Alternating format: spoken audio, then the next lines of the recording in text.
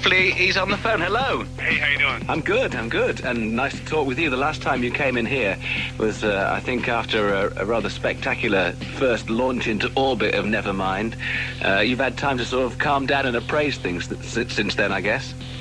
Yeah, just kind of stand back and look at the wreckage and assess the damage. You know? Have you had a chance, actually, to put it in perspective now, then? I guess there's all kinds of perspectives you can put it at, and it's just, I don't know, at the end of the day, we made a record, and a lot of people bought it, and it's just down to the music. I mean, all the touring and all the promotion and publicity, that's all just like extracurricular activities. I suppose in the year you've been playing the old album, you know, you must be quite pleased now to be playing some new tracks like you did at Reading. Yeah, we're sneaking those in. We don't do it as much as we would like to because there's a lot of bootlegging going on, and we just don't. You know, I guess now the Nirvana bootlegs are really, there's a glut of them and the prices are going down due to our strategy of kind of not playing new songs. So do you have what is your view on bootlegs? Are they not just something that a fan would buy? Does it really harm your record sales? No, I'm not worried about the record sales. I just feel a little exploited. You know, a lot of times they take it upon themselves to name the songs, and a lot of material we don't want released because we don't think it's up to par. Like if they get a hold of some outtakes from the studio, I mean, it's our music, and they're stealing our music. Yeah. I mean, if you think about it, if there was a Rembrandt painting that he'd only done half of and somebody flogged it out the back door, it's the same kind of thing, really. Mm-hmm. Did you enjoy Reading? Oh, yeah, I had a great time. That was the second year in a row, and I've just had a great time. Was it as good as the first time? Well, it was a different experience. I mean, there's different people around there, and we were headlining, and the first time was our first big festival like that, so we were apprehensive and excited, and the second time was like, it was a little bit of it was an old hack, but we played a few festivals this previous summer, and we were used to playing bigger. In comparison to the gigs that you do in the States, it is kind of a small thing, really, isn't it? We don't do that big of gigs in the States. I mean, we played here in Seattle, our hometown gig, and there was like maybe 9,000 people. Now, that's a big gig. See, I'm maybe out of perspective, but, I mean, we don't play in front of 40,000 people in the United States. No way. You sound very relaxed. You seem to have done a very good job of normalizing your life. Yeah, it just goes back to perspective. You know, this isn't going to last forever.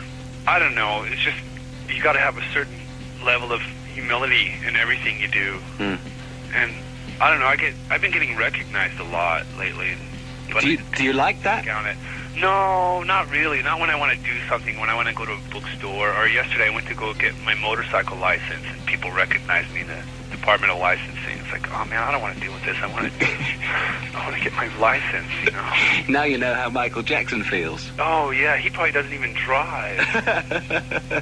He probably hovers just above the ground. He hovers. That's right. He's some kind of like entity or something. But it's kind of easier for you because Kurt gets, all the sort of the publicity. He has to deal with that kind of negative, the vibe there as well. Yeah, I haven't had any of that. Yeah, he gets his fair share of that stuff. I mean, it's weird. It's just like press wants a story. I mean, the story about the three losers from a log lumber town making it big kind of got old, and so they had to get another story out, The great thing about what you've achieved so far is that you did it all on your own terms. You dared to just do what you wanted to do and not comply with what anybody else would require of you. Now, of course, you have this huge success, and there are millions of people who want the next Nirvana album to be, as good, as exciting as Nevermind. Doubtless you want it to be as exciting, but we hear rumors of it being, kind of more left field and that kind of thing. Is that the truth? There's going to be some rockin' songs on there. We've pretty much got all the material, and we're just going to forget about everything else and just make the record we want to make, because people will smell a rat. If we wanted to make another Nevermind, it'd be like, oh, these guys, they just want more money, and then we'd have to live with that the rest of our lives. It's just, I don't know if it's humility or what, but, I mean, we have the songs written, and now part of it is the production should like match what we want to convey in the songs, I don't think it's going to be a totally left. It's going to be left of Nevermind, that's for sure. But it's going to be kind of like the pendulum swinging back towards Bleach, and a lot more raw, and a lot more aggressive. You don't need any more money anyway. After taxes, I don't know about that. So what is the schedule then? Is this record going to be out, what, springtime next year? Yeah, around that early spring. We're putting out a compilation record. It's going to be out in the middle of this December of like old stuff, like even stuff we did for your show, Mark. Oh, really? The session?